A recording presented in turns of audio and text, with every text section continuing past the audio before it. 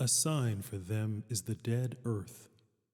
We do give it life and bring forth from it grain so that they may eat. The Quran, chapter 36, verse 33.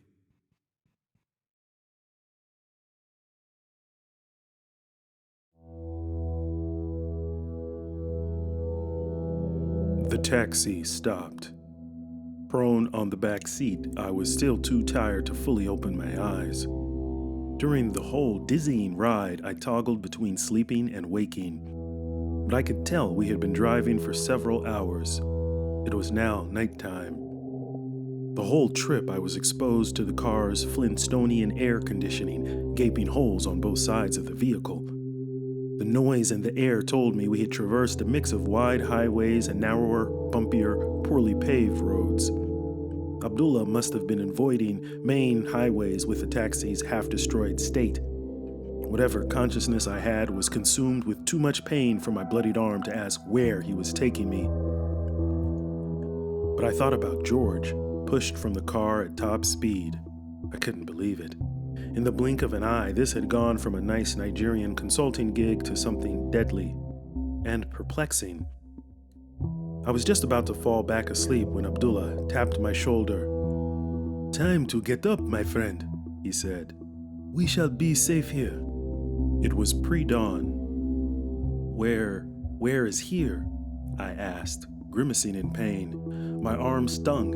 It was wrapped in a cloth, a makeshift bandage that I guessed came from Abdullah's own clothes. He must have tended to my cut while I was in and out of consciousness. I looked around and saw a lot filled with junk vehicle parts. "You're in Kano, in the north," Abdullah said, "at an automobile salvage. This is owned by my cousin. This car's final act of service was getting us here. I'll lay it to rest. I must ask you now, what is your name, brother?" Jabbari Lincoln," I replied. "Ah, I am Abdullah KURMI." "Assalamu alaikum, Abdullah," I said. I assumed he was Muslim, not just because of his name, but the religious glorifications he shouted in the midst of the triple-sided attack we had just endured. In fact, someone's name is never necessarily proof of one's religion. In fact, I met a Christian named Muhammad before, and I thought to myself, that person must have an interesting backstory. "Wa alaikum assalam," Abdullah replied. "So you're Muslim? American? Black American?" He seemed surprised. My accent gave away my nationality. He would not have assumed I was Muslim off the bat. Then he asked, "So how did you come to Islam?" "I was born," I quipped. It wasn't the first time someone assumed I must have converted to the religion. "My parents were Muslim. My grandparents were as well." "Ah, where did they come from, your grandparents?" Abdullah asked. "Oklahoma and Florida. That's where my mom's parents were born before moving to Chicago." I knew he had assumed they were born in Africa or the Middle East perhaps, but they were everyday black folks in America, descended from slaves. I could have given him the full story that always would come up eventually, and bared explaining how my maternal grandparents met in the 1950s working as legal clerks in the Chicago legal office of Chauncey Eskridge, a man who would later become a lawyer for Muhammad Ali. Eskridge was also the lawyer for the Reverend Dr. Martin Luther King Jr. and was present at King's Memphis motel the day he was assassinated. My grandparents were in the Nation of Islam, of which Muhammad Ali was a member, and they were a rare occurrence. A husband-wife team working in a law office on a variety of civil rights cases and converts to the NOI, led by the Honorable Elijah Muhammad. Family lore goes that while working on Muhammad Ali's legal case when he refused the draft, which went all the way up to the Supreme Court, my grandparents recommended to Eskridge that he give the Supreme Court justices copies of Elijah Muhammad's book, Message to the Black Man, in order to confirm that Ali was truly a religious, conscientious objector to the Vietnam War. One of the justices actually did so and reversed his initial decision, which subsequently influenced the court to rule 8-0 in favor. My mother was the eldest of 6 children, grew up in Chicago, first in the Nation of Islam under Elijah Muhammad, and then under the leadership of his son, Imam W.D. Muhammad, who was selected to succeed his father after his death in 1975. At that point, my grandparents, like most of the Nation of Islam members, entered into Universal Islam and eschewed the group's previous racialized teachings. Only a small fraction of the community stayed with the old ideology, which Louis Farrakhan reestablished. My mom always logged the observation of how, even though Farrakhan's group was much smaller in number, it got way more media attention than Imam W.D. Muhammad's Association of African American Muslim Believers. Farrakhan was a household name. W.D. Muhammad got scant attention in the news. My mom often quoted my grandmother, who would say in her Floridian wit, "Truth is a lonely fella. It's not gonna get a lot of onlookers." That always struck a chord with me, and it resonated as I grew up and would see people surprised by various aspects of my profile. That I was a third-generation Muslim who was African American, or that as an African American Muslim I was a CIA analyst, or that I grew up in the rough part of Detroit and graduated with distinction from MIT. To me, this was not unexpected given the family I came from and the world that incubated me. But I learned pretty early that to live in other people's expectations was a most restricting affair. There was never any harmony found there, whether in the eyes of college classmates or even my own parents. I could not be confined by someone's predispositions. The most freeing thing for me was when I put it all on the line and said I would think for myself, chart my own course. I did so in high school, and it was that step that actually solidified my embrace of faith. That youthful seeking of independence brought me back to respect of my parents and my grandparents, even if I couldn't fall in line to one desire of theirs, that I would come back to Detroit to live my life and watch over my siblings. I was not ready to submit to that. So, my family history was complicated, but I kept it simple for Abdullah. I had grandparents who embraced Islam, just like Muhammad Ali did, I told him. We've been Muslim in America ever since. Ah, I see, Abdullah said. Dropping the champion's name spoke volumes. Every man of a certain age knew Muhammad Ali's name, what he stood for, and how he evolved. Abdullah, why did you bring me here? I asked. What else would I do? I don't know who those men were, but they weren't any doers of good. God placed you in my taxi. You are a traveler. Travelers, the orphans, the poor, when they are placed in your midst, it's an opportunity for God's reward. I decided to take it. Well, thank you, I told him. I was grateful, but not fully surprised. I had experienced Muslim hospitality in other parts of the world, often amplified when others knew I was a Muslim American. So, what's the situation with the police? No involving them? Jabbari, I am a Nigerian of 55 years. I can tell you with confidence that police officials would not help you in this matter. And do you think those 3 trucks could do what they did, chasing us all those miles on Sani Abacha Way, at the busiest part of the capital in the middle of the day without the police knowing? My brother, there will be no help for you in Abuja. Not in the police station, nor in the hospitals. No, no, no. Abdullah shook his head vigorously. I think you stay here, where you will be safe and we tend to your arm. All right, I'm with you there, I conceded. But I need to contact my family at some point, and I need to get to the bottom of this. This was not a random carjacking. My mind raced. I gotta set up somewhere and figure this out. Yes, here's what we will do, Abdullah said. I'm leaving this car here. They will scrap it. My cousin is sending a shipment to Asia this week. Let us walk down the road to make the Fajr prayer at the masjid before the time runs out. Then I will take you to my home. Abdullah had good instincts. I needed to reset. My system was a bit off. The 5 daily prayers were like a synchronization of my internal clock. When I missed any of the prayers, I felt out of tune. And with the events of the previous hours, I needed to get back in sync. Abdullah and I walked several blocks towards a mosque. Soon, towering white minarets and a green dome peeked up behind the buildings in front of us. The sky was still dark, though dawn had cracked. Looks like a huge masjid, I remarked as we strolled, using the Arabic word for place of prostration. Yes, it is the central mosque for Kano, Abdullah said. We walked through the mosque's courtyard with hundreds of other believers, drawn to the sound from where the call to prayer echoed. Near the entrance, we took off our shoes, went to a washing area for making ablution. I undressed my arm. The blood had stopped flowing. A fellow worshiper who was watching me left the washroom and came back with bandages, passing them to me with no questions asked. I was a traveler, he could tell, silently acknowledging my plight. We entered the prayer hall, a new location for me, but the atmosphere was familiar, as were the steps and etiquette of the whole ritual. We sat briefly, waiting for the mosque imam to appear. When he did, the mosque muezzin called out a second, shorter urge to prayer. All of us sitting as individuals stood and assembled into rows as a block. The imam recited melodiously, slowly, deliberately, fitting in tone for the dawn.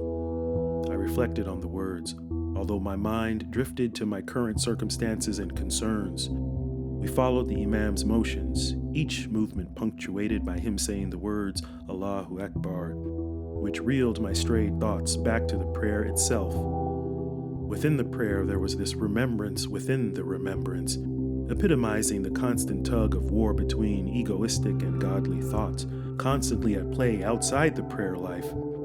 It all lasted no more than 10 minutes when the imam sitting gave greetings of peace to his right and then to his left. We did the same. I was in Kano for the first time ever, but I had been in this sitting position tens of thousands of times in my lifetime, if you do the math. That Eid in Philly, where Montel Sharif prayed behind me, was just one of those times. So much had changed since then, but at least the prayer was consistent. Abdullah KURMI was familiar.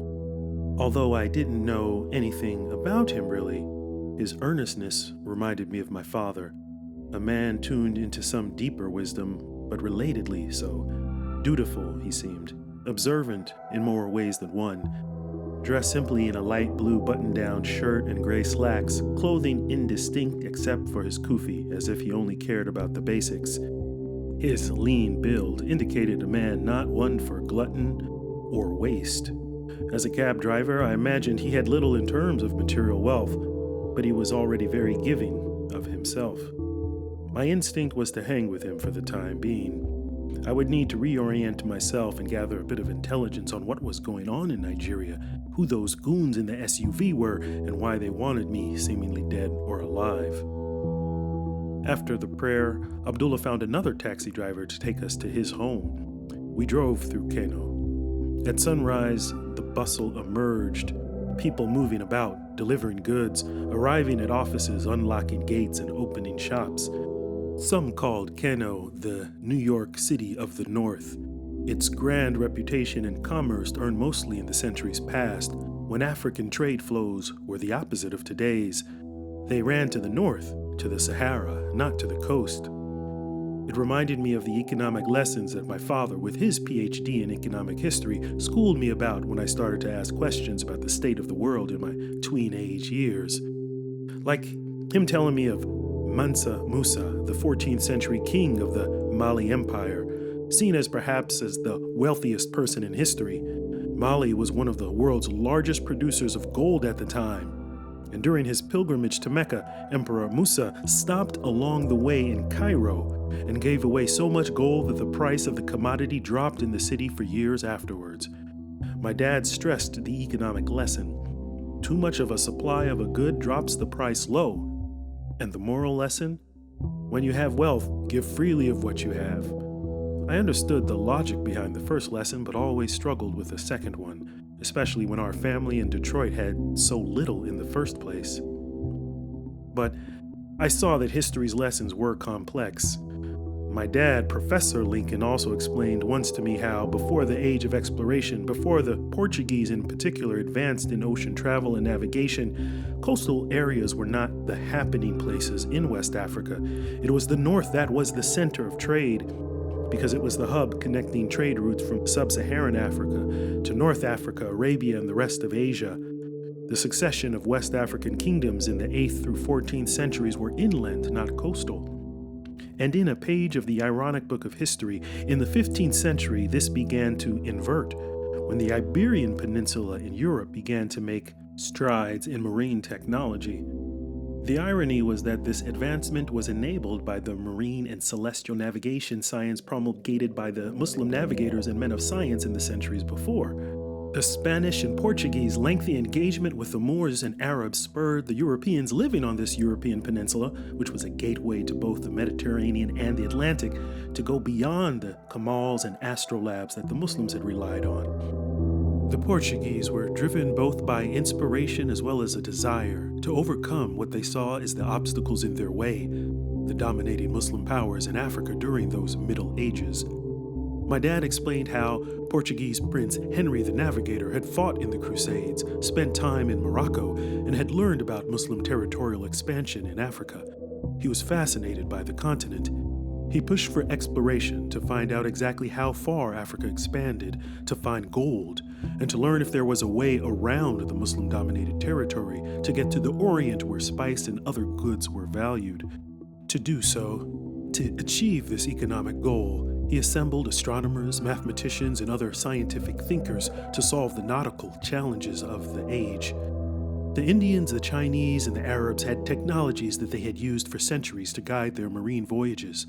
The Portuguese studied those old nautical devices and then improved upon them until they developed new technologies and expertise that would give the small peninsula country an edge. The Portuguese would soon become the most proficient of sea explorers, and they would soon build a new path to economic prominence, a path not over land, but by sea. One of my dad's sayings always rang in my head: "Son, time never stands still. Adapt to stay adept." He was always one with wordplay. And so the world changed. By the 17th century, the coast of Africa had been navigated, the world was circumnavigated, so not only was there a new route to the Spice Islands in modern-day Indonesia, but there was a whole new continent and peoples now engaged over vast oceans. And in that mix was a trade in something present since time immemorial: slaves. With new lands scrambled for, the trafficking in people expanded and reached new heights or depths. The northern towns in West Africa had always been hubs for slaves traded to the north and east in the commerce with Arab peoples. They soon became centers of trade, moving southward as demand picked up for able bodies to work in the New World. Bodies who happened to be more malaria resistant, although no one knew what malaria was at the time. All of this unlocked as a byproduct of science and human flourishing. Many people would credit Henry with the great dishonor of kicking off the Atlantic slave trade, but again, the real history is more complicated. My father explained to me how one of the expeditions that Henry commissioned captured an African chief and brought him to Portugal enslaved. The chief spoke Arabic. Well, this chief, he was clever. He negotiated his release back to his land by saying that if he and a family member were sent back, he could provide a large number of Africans to be taken to Portugal as slaves. The Portuguese gave him safe passage home, and within 2 years, around 40 slaves were captured and sent to Portugal along with gold. 10 years later, 1,000 were sent to Portugal and to Portuguese islands. History remembers Henry, but not so much the African chief, though his actions probably pushed the tipping point to evolve from enslaving by the onesies and twosies to enabling a systematic operation. My dad took an objective and impartial view of all this. It wasn't a simple formula of raping and pillaging that gave us the world we're in, but a confluence of economic, political, religious, and cultural forces all wrestling together, neither force knowing exactly how the entire earth would settle. Most actors in the scheme of history never knew their impact, and how those things which were tragic in centuries past influenced the human triumphs in the modern day. Like slavery, it reached new extremes in the West, and would later be done away with by battles in the West. My dad was intrigued by this evolution of events, and appreciated the complexities of the human experience. It got passed down to me as a curiosity about the world. While his curiosity was about big things and big events, mine was about the subtleties, the small things that people wouldn't notice or write about. It's why patterns and processes got my attention. I reflected thusly outside the taxi window. So, time certainly had moved. Kano was still bustling and remained a center of trade for Nigeria, particularly with the Middle East and increasingly China, but it paled in comparison to the coastal Lagos. Today, in most countries that touch the ocean, the coasts have more intellectual, technical, and financial capital than the upcountry areas. Northern Nigeria, for some, was flyover country, but on the ground it was a fascinating world. I could already see, framed silently through the car's window pane, a world not often discussed back home, but it clearly was filled deeply with history and character nonetheless. Abdullah's home was 20-some minutes away from the central mosque. We pulled into a surprisingly impressive compound, bigger than I assumed for a taxi driver. The gate enclosed more than one edifice, each with more than one story. 2 cars were parked in the home's entrance, a Mercedes-Benz and a Range Rover. As we exited the taxi, 2 young teenagers, a boy and girl, came out of the door of the main house. "Assalamu alaikum," Abdullah greeted them. The boy and the girl both returned his greeting and then, in unison, added, "Sanu dazua, Baba," welcoming him in Hausa. Abdullah hugged them, side by side, in each arm. "Jabbari, these are my children, Hadi and Hidayah. This is Jabbari Lincoln from US. He is a traveler, he is injured, and he is our guest." I gave the teenagers the greetings. They were 15 years old, roughly the same height, even and smooth dark brown skin like their dad, fraternal twins. The boy's hair cut trim and tight, he wore black framed glasses. The girl wore a bright gold headscarf. And their names, both rooted in the Arabic word Hadaya, denoting guidance. I thought about how Safiya and I almost did something similar for our twins, Iman and Noor, but we chose words meaning faith and light instead, different roots, but complementary meanings. Hadi and Hidayah returned the greetings. I could tell they were curious about my bloodied arm, but they asked nothing and sprung into hospitality mode. They showed me to a guest room upstairs. Abdullah, fatigued by his all-nighter of a drive, advised us to reconvene later in the day. The twins brought me supplies for health and comfort, basic first aid and bandages, antiseptic, aspirin, then bottled water, extra pillows, a fresh blanket, some new clothes, pants, and a simple short-sleeved collar shirt, and a prayer rug. The room was square, simple, and quaint. Comfortable enough for me to recharge. I needed to. My mental acuity was suboptimal, lagging, buffering. Puzzle pieces abound, and I had no working theories about the cause of this attack or a plan to address the threat which might still be present. Some additional sleep in an actual bed instead of a taxi would have done me some good, I thought. Maybe after resting I could assess and chart out next steps. I crawled onto the thin mattress, nestled into the blanket on the less than twin-sized bed. Solitary. My phone was gone, probably somewhere off of Sani Abacha Way, and I had no money. Uncertainty filled my brain, but it was eventually overcome by exhaustion, wrestled into sleep. Hours later, knuckles tapped on the door. I heard them faintly. They tapped louder and louder until they kicked me fully out of the slumber. "Mr. Jabbari, are you awake yet? It's time for lunch." It was the voice of the male twin, Hadi. Downstairs awaited a meal they had teamed up to provide, warm, smelling of spicy ground nuts. The best touch was a refreshingly sweet but not too sweet sorrel punch, tastier than any herbal beverage I had ever tasted. After the meal, we sat and I learned more about Hadi and Hidayah. They were in the 11th grade, both interested in science, Hadi inclined towards computers, and Hidayah loved medicine. They kept the household running while their dad spent most of the week driving in Abuja, where the fares were higher and business more consistent. I thought it rude to ask about taxi earnings providing for their compound, so I withheld that inquiry for the time being. The twins were then ready to go out for a late afternoon walk involving something I had never heard before. They called it an infaq walk. "You can join us if you're feeling okay," Hidayah offered. "It's a simple game we have been doing for years.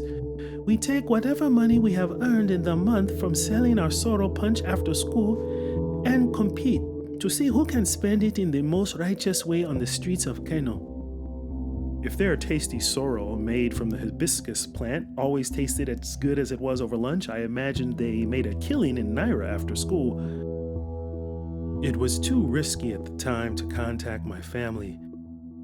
And being so far away from them, being with the KURMI household with its own set of twins, I had a sense of comfort. They seemed so happy, like my own children. "Do you do this infaq game in America?" Hadi asked me. "Well, not like you describe. I mean, people always talk about infaq. I've heard many a Friday sermon about spending in the way of God, but I've never seen it as a game, so I'm curious to see what this is about." My arm was sore and bandaged, but my mind was filled still with worry. The walking would do me good, I thought. We left the compound and strolled up the road to catch a bus. This was actually a strategic opportunity, I thought, to let me surveil the city of Kano, learn more about my hosts, and gain some insight into the on-the-ground security landscape of Nigeria. Although I had been away from CIA work for a year, my elicitation reflexes stayed sharp.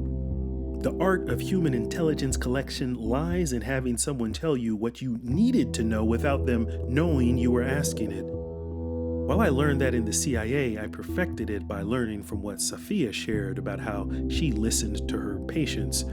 Her techniques had national security benefits.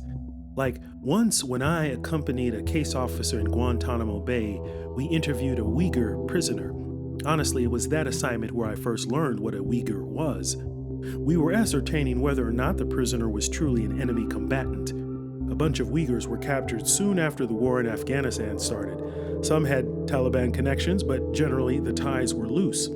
Still, they fled to Pakistan once the U.S. airstrike campaign in Afghanistan started. And it didn't help that the Pakistani authorities were offering $5,000 a head to anyone turning in enemy combatants to the U.S. Almost 20 Uyghurs were rounded up and later ended up at Guantanamo. Well, this one detainee, it was suspected that he was a money mule. But when the case officer was not getting anywhere with the interrogation, I asked a simple question. I said, "So tell me about where you grew up." The inquiry was broad and non-threatening, but that question gave us insight into his life, his personality, attitude, education level. We eventually got our deepest understanding of the guy from that conversation. It is one of the reasons why he was eventually released. Not back to China, an Eastern European country took him. I often wondered, though, whatever happened to him. "So, how long has your father been driving a taxi?" I asked, the perfect ice-breaking inquiry. "Oh, it has been several months now," Hadi answered. "He started when the sorghum prices collapsed in Kano market. That is our real business. Our family has been farming for decades. Sorghum grain was our main crop for export. We also plant hibiscus for local consumption. But ever since the prices went down, there was no money in our farms. We still plant hibiscus, but it does not fetch as much money as the sorghum used to." So that was it, I thought. That compound of theirs was built with agricultural money. The twins explained that the only way they could export was through paying bribes to trade officials. The global demand for Nigerian sorghum and other grain crops fell after Boko Haram took over many of the farms in the north, and a pest infestation spread in Nigerian fields. With the quality of northern Nigerian crops perceived as substandard, the export prices fell dramatically, but the officials still required bribery payments. It made no financial sense to be in the grain business. I'd seen this the world over, corruption making bad economic circumstances worse. Our crowded bus rode through a familiar area. I looked through the window. I recognize where we are. That's the Central Mosque. I pointed, pleased that I was getting my bearings. But when they looked, the twins' faces both turned somber and they turned away. What's the matter? I asked. Oh, that is where our mother was killed, Hidayah responded. It's been a few years. Boko Haram, they exploded 3 bombs outside the masjid right after Friday prayers. We don't like to go there, but our father still goes. I only now remembered that attack. But I had viewed streams of cables about it on the job back when it happened. I forgot that it was Kano. This put a face to it. When we covered terrorist bombings, we focused on identifying the perpetrators, finding them, eliminating their financial network, and trying to prevent additional attacks. The emotional aftermath on the families left behind wasn't on our radar. I mean, you realize that people are devastated, but when you're at headquarters, you don't see the on-the-ground impact. But I could see their pain in front of me, and I could feel it. We arrived at our stop. I followed Hadi and Hidayah off into the middle of a bustling square. They explained the rules of this game of theirs. Every month, they would land in a different part of Kano. For the next 2 hours, they would split up and wander, visit shops, restaurants, makeshift mosques, orphanages, and even informal assemblies of men and women. They'd converse with people casually. Their objective: find people who were in need of some kind, and then select 1 or more people to spend money on, either by donating the money, purchasing something for them, or doing some other sort of business with them. The catch is, and this is what was ingenious, they had this system where you scored in the game based on not just how much you spent with or on the person, but your ranking was based on the circumstances of the spending. Helping an orphan was worth more than an able-bodied adult, although if an adult had many children to support, it might even out. Or say, helping a shopkeeper who had an essential business that needed funds to rebuild, that would be scored high. But if another entrepreneur needed funds to expand his or her business and hire workers, that might be worth more because of its bigger impact on the overall income of the neighborhood. They didn't have a formal scorecard or anything, but at the end of the 2 hours, they would reconvene and talk through their selections in a back of a napkin sort of manner, both knowing the relative value of each category in each situation, and then they would determine whose spending should be scored the highest. Pretty cool game, I thought. They split up into opposite directions through the crowded square. I wandered about, visiting shops, not saying much, just blending in as best as I could. That meant changing my gait.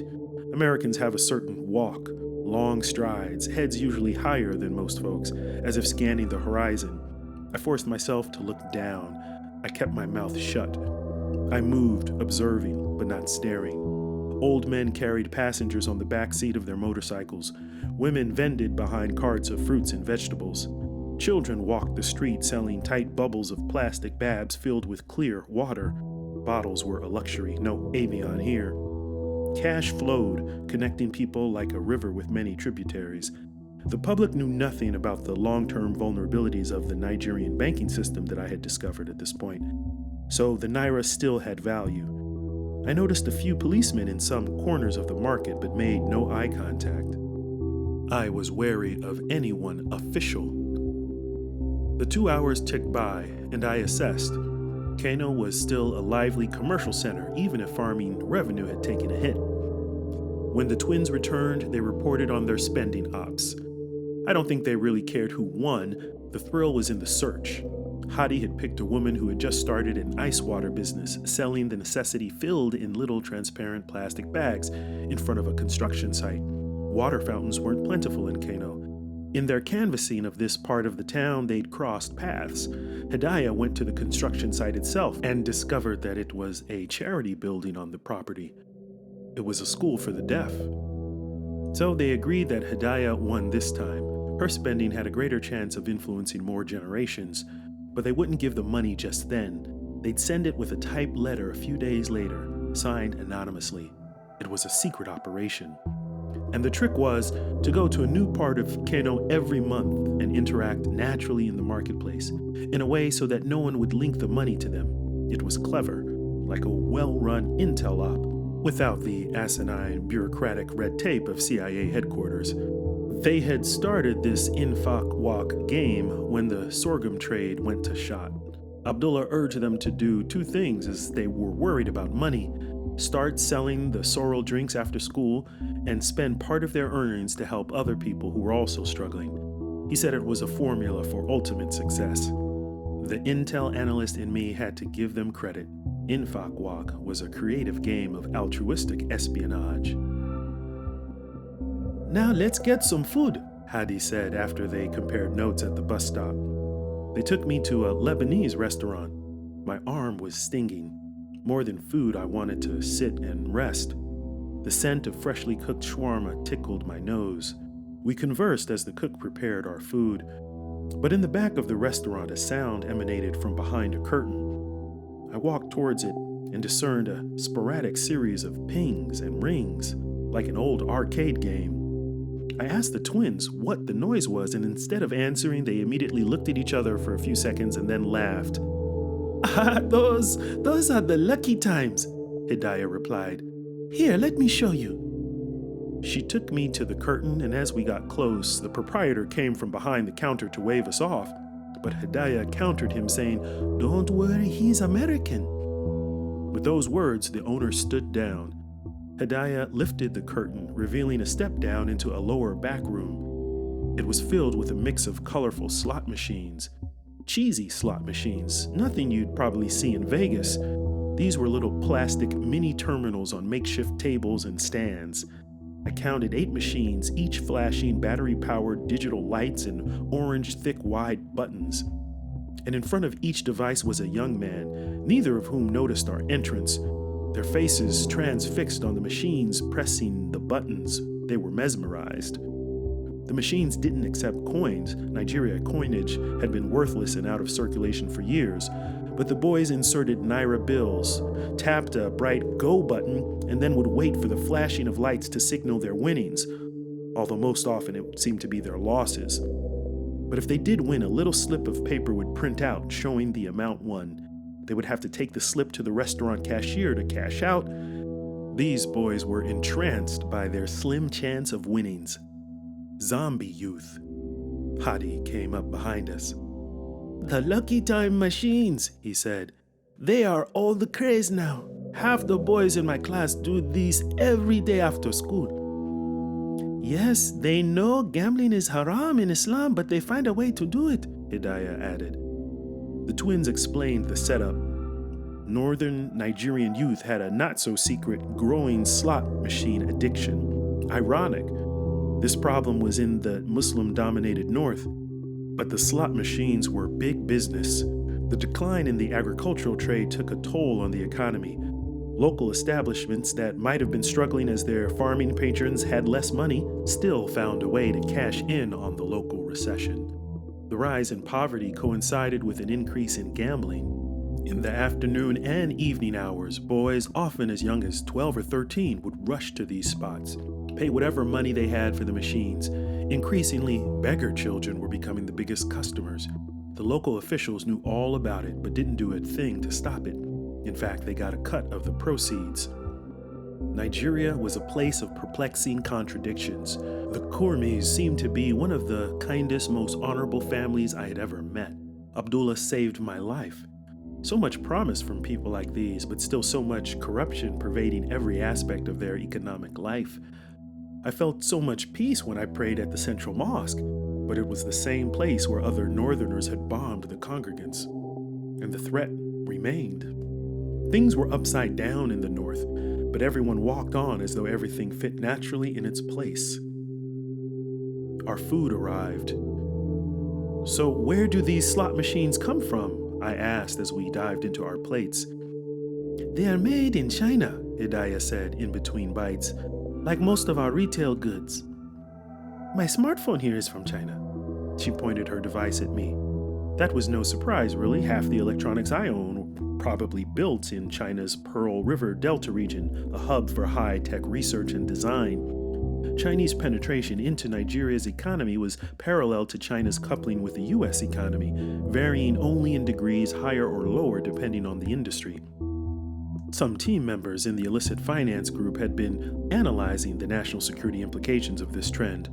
Back in 2015, China had launched the Made in China 2025 plan, a strategy to lead the world in all of the key industries that it felt were critical, from aerospace to telecom to pharmaceuticals.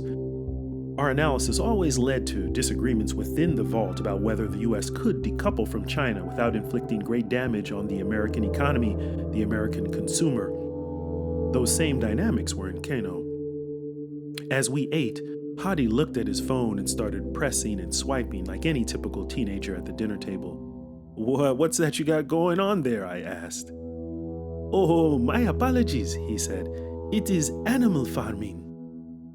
You are as addicted to that game as those boys are addicted to their slots, Hidayah said. Wait, that sounds familiar, I remembered. Animal farming? I think my son plays that. Isn't that the video game where the players are animals and you do farming and other village work? Yes, that is it, Hadi said. My son loves the game, but I don't know why. Seems there's no point. You don't win. Just seems like endless role-playing. That's what I tell him, Hidayah said. We grew up around farming and you want to do it virtually now? But no, he says, it's a whole world. You get to interact with people in different countries, planting crops, buying tools, building houses. He loves it. Hadi looked embarrassed. He put the phone away. I'm sorry, Twinnie. I don't mean to make you feel bad, Hidayah said to him. I made you give up your Bitcoin. Now I'm stopping all your fun. Bitcoin? I asked. Yes, Hadi replied. Before the sorghum trade went down, I was investing in crypto. Hidayah convinced me to sell it all. Do you do crypto?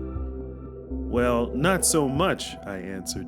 Let's just say I've seen the dark side of the cryptocurrency world. Bad people using it for very, very bad things.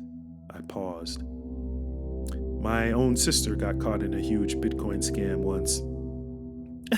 And we've seen many bad men using the Naira in bad ways, Hadi said. Touché, I get it, Hadi. Scams come in many forms, right? Where is your sister? Hadi asked. Back in Detroit. She's never been outside our home state of Michigan. And well, we don't speak often. Jabbari, just what do you do back in US? Hidayah asked. I was working for the US government in security. And you have family? Children? Hadi asked. I do. My wife and I have a boy and 2 twin girls, in fact. I was learning that these Hausa youth were the same as my kids, separated only by a few degrees of circumstance and culture. But their resilience was astounding. I could only imagine how my children would fare if we had lost my beloved Sophia. Would I have been able to carry the full load as a single dad? And what if I had been killed by those SUV attackers? That thought stuck with me. I had to get back to them. And not in a coffin. It was getting late. We walked back towards the bus stop. The evening prayer came in, and so we paused to worship in congregation at the nearest mosque. We then rode through Kano as the twilight merged into darkness. The streets quieted. When we made it home, Abdullah was sitting in the main living room, eating and watching TV. He had slept the whole day. Sanu Baba! The twins kissed their father. We sat down to check in. As we discussed our day, a news flash popped on the screen. This is Nigeria One News with breaking news. The governor of the Central Bank of Nigeria, Dr. Francine Chikere, is beginning a press conference announcing what appears to be a shocking discovery. We will cut to her speaking live in Abuja. The screen switched to a central bank press room. Dr. Chikere reading from a paper in mid-sentence.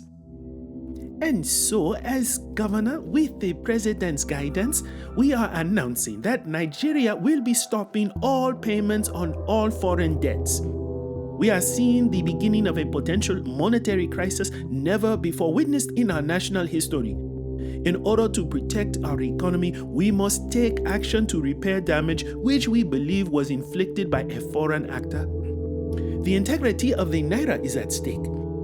Under the President's executive order, we will be placing restrictions on all bank assets belonging to foreigners. I leaned closer to the screen, perking up my ears. These moves were macroeconomic nuclear options. Just as you would see a nation deploy a nuclear weapon only as a last resort, this did not bode well. Dr. CHIKERE continued. The naira has been under attack, and it has come from a place that was once considered a friend. I will now ask Inspector Nasim Oyo, Acting Director of the Financial Crime Investigation Division, to speak. He will explain about this war being perpetrated against our financial system. Inspector Oyo took the podium and began speaking without notes. Thank you, Dr. CHIKERE. My fellow Nigerians, as our Madam Central Bank Governor has stated, the naira has been under attack. We have now confirmed that the breaches against the banking system first reported a while ago were not part of a petty cybercrime. Rather, we now know that it was part of a larger plot to undermine the integrity of the Nigerian currency and thus destabilize our entire economy and nation. Due to the highly sensitive nature of this situation, I cannot provide precise details, but I can say that we have credible reporting through our intelligence investigations that the attack on our banking systems came from cyber activity emanating from the United States of America. We understand that it is from a special financial unit within CIA. Inspector Oyo paused and then looked down, ruffled through some papers before looking up again at the reporters in front of him. He continued. We have encountered a CIA spy who came to this country under the auspices of bank consulting. However, it turns out that he was coming only to assess the damage that the CIA had done. This individual is currently at large. Our security forces have unleashed a nationwide manhunt to track him down. But I do want to mention that we do have a hero in the midst of this threat. One of our brave citizens, Mr. George Ekoy, a civilian who comes from the Honorable Ekoy family that has done so much for this nation by bringing e-commerce to Nigeria. The US has Jeff Bezos, China has Jack Ma, and we have Peter Ekoy, George's father. The young George Ekoy helped to uncover the CIA plot, and after doing so was wounded in a gunfight in Abuja with the CIA operative. He is currently in the National Hospital Abuja, fighting for his life. The screen changed to a hospital room. There was George, lying in a bed, bandaged up on most of his head and chest, connected to tubes and wires. Oyo continued. George Ekoy tried to stop this plot. Please pray that he recovers from his gunshot wounds. Now, I can only take a few questions.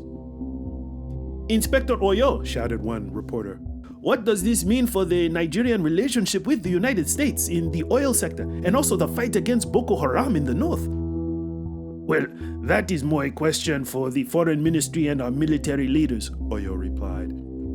But I can say from my vantage point, and I'm sure others would agree with me, he turned to Dr. CHIKERE, who nodded her head, this will probably end our relationship with America. We cannot cooperate with a country that tries to undermine us in such a way. Americans may have to go somewhere else to get their oil, and we will protect our citizens from Boko Haram. We do not need US for that. Inspector, can you tell us about the CIA operative you are searching for? Asked another journalist. I cannot say much. He escaped after wounding the brave George Ekoy. He is on the run, so this is a very delicate matter. But we know he is out there, and I want him to know. The inspector turned away from the reporter and looked directly at the camera. We do not take this attack on our money system lightly. No matter where you are, we will hunt you, we will find you, and we will bring you to Nigerian justice. Mark my words. The small media room erupted into fervorous applause. Oyo was channeling his inner statesman, and it resonated with the press corps. The The screen changed to the news anchor, who announced that they would return to normal programming and provide updates as they became available. I looked at Abdullah. He was mulling things over, as was I. He spoke first. "Jabbari, what of this is true?" he asked. "Well, almost none of it, but a few flickers maybe. And honestly, I don't understand where this information is coming from. You were with me and George, and you saw what happened to him. It's true that I was here on a consulting assignment, but I was not part of any plot against the Nigerian banking system." Are you CIA? Hidayah asked with her eyes widening. "No, I mean, yes, but no, not here," I stuttered. "Yes, I have worked for the CIA, but am in the process of leaving. I've been on leave." The whole truth was too complicated, even in Nigeria. See, I was hired by the Chambers Group International, where George Okoye worked, but only to assist in finding who was behind the cyber attack. This is amazing, Hadi said, wide-eyed. A real-life CIA agent. Actually, we don't use the term agent, but officers, never mind. "Jabbari, I do not doubt you," Abdullah said. "I judge character very well, and I know when the news is fake when I see it. You are safe here, but we must be careful. If anyone can trace you to us here in Kano, it will be very bad for all of us." The twins looked at their father and then at me. The seriousness of the moment sunk in for all. And then I started to think about Safiya and the kids. They had no idea what had happened to me, but it was not safe to contact them. Nigerian officials knew my identity and would likely be monitoring any electronic or phone communications. The press conference made it clear the SUV attack was no random incident, but a CIA plot? This Nigerian narrative was not credible. The CIA has the blessing and the curse of being seen as the boogeyman of the world. Most people know the CIA only through a mix of conspiracy theories and urban legends, mingled with shreds of historical truth. Hollywood movies make it so. I spent my whole career trying to convince my friends on the outside that my work was not as fantastic and definitely not as sinister as what they saw on screen. But the CIA plot described by Inspector Oyo sounded like something out of a cheap spy thriller. But then I also thought, the previous year had taught me that maybe I didn't know my own agency as well as I thought. I wasn't sure who was ultimately behind all of this, but it was clear I was now the prey in a big hunt. Hiding out in Kano at the KURMI compound was not sustainable. Hunters would be on the prowl, but I had no other choice than to hunker down in Kano until I could figure a safe way out.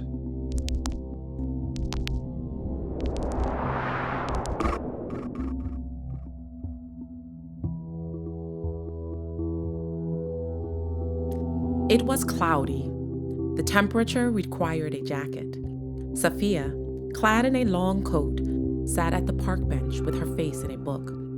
But her eyes were above the pages, scanning those in the park, people and their dogs. She waited until a familiar face came into view, and when it did, she dropped the book in her purse and started walking toward him. He was escorting his Yorkshire Terrier, moving toward her direction, but not noticing her because she wasn't out of place in this gentrified, mixed demographic part of Northwest Washington, D.C. But as he got closer, his eyes naturally glanced toward her to say hi. He recognized Safiya and was so taken aback that his body paused for a half second, the dog pulling him a beat before he realized he was out of step. His mouth fell open. "Hi, Chuck," Safiya said, stopping, looking at him straight, expecting him to stop. Hi, Safiya," Chuck said, slowing the pooch down and pausing once he came right up to her. "But what are you doing here?" "In the neighborhood," she said. "And well, I figured this would be the only way to catch you. You never responded to any of Jabbari's texts. I tried calling you the past few days. Did you change your number?" No, I didn't," Chuck replied, looking away when he uttered the words. "Chuck, I get it, Safiya said. I know Jabbari's situation put you in an awkward spot. Nobody wants to be associated with an officer under investigation. I'm not here to lay any guilt trips. Jabbari is overseas and I'm concerned. Can we talk while you walk your dog? Sure, Chuck said, with hesitancy in his eyes. Safiya turned with him as they strolled through the crosswalk away from the park. Jabbari got a consulting gig with a company doing work in Nigeria, but I haven't heard from him since the night he arrived, she said. Calls go straight to voicemail. No replies to my texts. Do you know anything about it? No, I don't. They got close to the Adams Morgan neighborhood. The streets were more lively. Well, there's no one I can reach out to, Safiya said. You were Jabbari's best friend at the agency. I hope that still counts for something, and that you would let me know if you heard anything about him, if he were in any danger. Of course, Safiya, he said. If I knew of anything that could help, yes, I would let you know, but he's probably fine. Communication is not so reliable in a place like Nigeria. Safiya ignored that explanation. Traditional phone lines were perhaps less reliable, but most people had mobile phones. Everybody texted. They approached a strip of food spots and slowed as they neared Honest Abraham's cafe and deli. Well, I at least wanted to make contact with you, Safiya said, studying Chuck's nervousness. There was moisture on his brow. As they got to the deli, she looked inside and had an idea. Do you want to talk more? Would you like to sit down? How have you been doing? It's been a year since our last session. Are you hearing the voices? I'm okay, Chuck said. I don't need therapy now. No more voices, no more suggestions telling me to do things I shouldn't do. That's wonderful, Chuck, Safiya said. You trusted the process. You used to worry about outcomes so much, but it seems you finally remembered. Do all you can with your actions and then trust. How's your family? Have they been supportive as you've struggled with all that anxiety? No, little Takun here gives me all the emotional support I need. Chuck glanced at his dog. Yes, I'm in a better place. A very, very good place. Safiya studied him closely. She sensed he was right about being better than a year ago. He seemed more at peace, but she felt he was omitting so much more. Okay, Chuck. Just please let me know if you hear anything about Jabbari. Safiya turned away and walked toward the park and to her car. Chuck took a deep breath and stepped in the deli. He walked past the counter. The cashier nodded at him and his pet familiarly. Chuck found a table at the back. His terrier sat down, placing its head between its paws. Chuck sat and leaned over, patting the pooch. Well, that was a little too close for comfort, wasn't it, Tiki? He said. Jabbari? Safiya? The past is the past. I've moved on. I can't repair the world of espionage. I need to stay clear away from all this. Chuck shook his head and took a deep breath. He ordered his coffee and his usual meal and went about his day.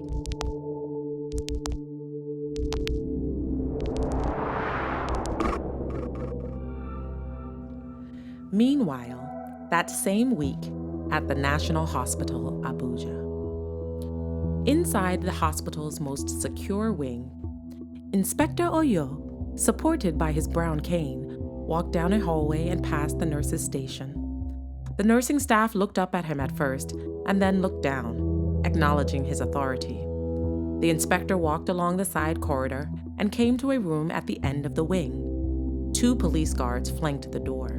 Gentlemen, you may take your break now, Oyo told the guards. They dismissed themselves immediately. The inspector tapped his cane onto the hospital door and then entered, finding a physician reading the heart monitor. which emanated a slow but steady beep. The patient, George Okoye, was breathing through a respirator. How is our hero? The inspector asked the doctor.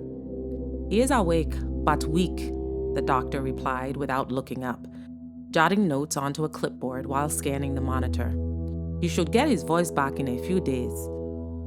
Ah, that is good. That is good, Oyo said. Doctor, would you mind giving us just a few minutes? I want to pray for him. Of course, Inspector. The doctor left, and Inspector Oyo waited a few seconds. The room hummed with electric power surging through machines, and the constant beeps and the rhythm of the respirator pumping oxygen to the patient's mask. Oyo, satisfied with the level of privacy, took a few closer steps to George. He leaned over. George's eyes were half closed, but he sensed Oyo's presence and tilted his face toward the inspector. He opened his eyes a bit more. The beeps continued, steadily. Oyo spoke at a few decibels above a whisper. If you can hear me, if you can understand me, blink 2 times. George did nothing for a few seconds and then blinked twice. Very good. I will be brief. You are lucky to be alive. If someone had mixed the gases properly, you would be in Abuja mortuary, not in Abuja hospital. If you did not realize it before, now you know that you are expendable. The bullet I put in your leg after we picked you up from the road was nothing personal, George. See it as a reset. We have made you a hero in the eyes of Nigerians, so you still can have some value to us. Things are in motion, bigger than you and bigger than me. The only way in this matter is to finish what has begun, because the ship is sinking and there is not enough room on the raft. Do you want a space on the raft? Blink twice for yes, or 3 times for no. George blinked twice. When you heal, there will be more work to do, Oyo said. Our friends overseas will not be happy until Mr. Jabbari is out of the picture for good. You are able to set the trap, but you see, you only caught yourself. Your only way out is to help to remove him from the equation. Our friends will have instructions for you soon enough. Mr. Jabbari is somewhere, probably in the north. There are too many places to hide there. But we are dispatching our sources to find him. I just wanted to let you know that this is not done. Rest up, because it is going to get very bad for those who do not have the raft. And Nigeria is not the only place that will sink. Oyo stood up straight and tightened his grip on the top of his cane. Well, George, I will leave you. I will check on you in a few days. The inspector walked to the door. He began to turn the knob. Then he stopped and walked back over to George. I know your father very well. Do you think your Baba is proud of you? Oyo asked and waited for his answer. The steady beeps filled the room, the ventilator pumping. George blinked 3 times. Inspector Oyo smiled. I think you are right. The inspector followed. All that education, but what did it get you? Just as the colonial masters never appreciated Peter Ekoye's genius, they don't appreciate you. So then show him that you are someone he can be proud of. Oyo turned and walked out of the room and shut the door. George's eyes locked onto the door. He kept staring. He felt very alone. And so he closed his eyes.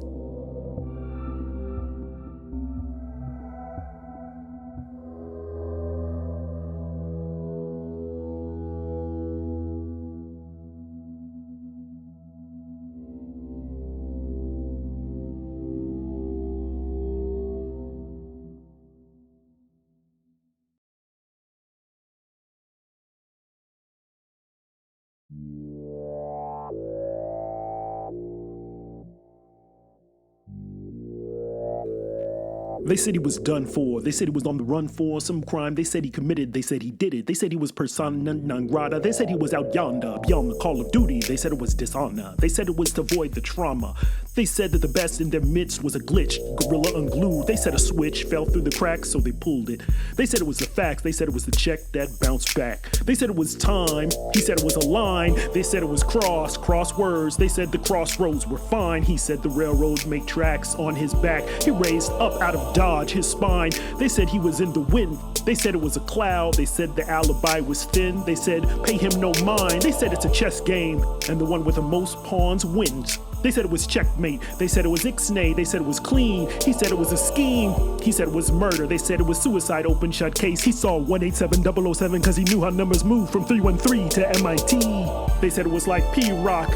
They said it was hard knocks. He said it was all talk. They said the letters of covert in action, but he read CYA. They said it was no play. He said no kidding. The earth was spinning and he wound up back on stage. They said it was intermission. He said it was a third act.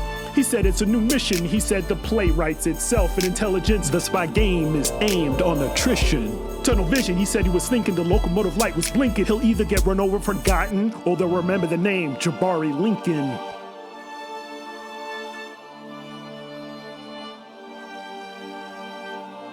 The Jabbari Lincoln Files, Season 1, The Mansa Protocol.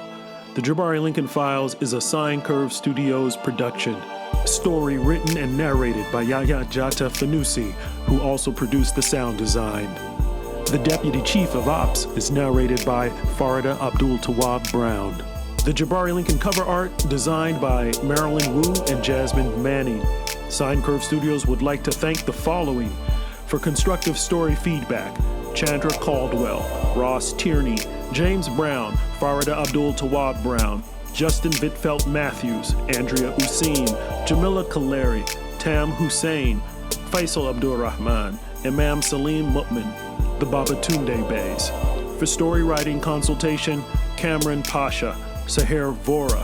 For banking and crypto consultation, Linda Jang. For media strategy, stylist Akira's The Annie Agency, Scott Guerrero and Kathleen Chen. Intellectual property consultation by PatentInsider.co. Costume design by Duchess Fashion. Wait, what? Watch for a new episode next Thursday and visit Jabbari Lincoln's blog at jabbarilincoln.com. Peace.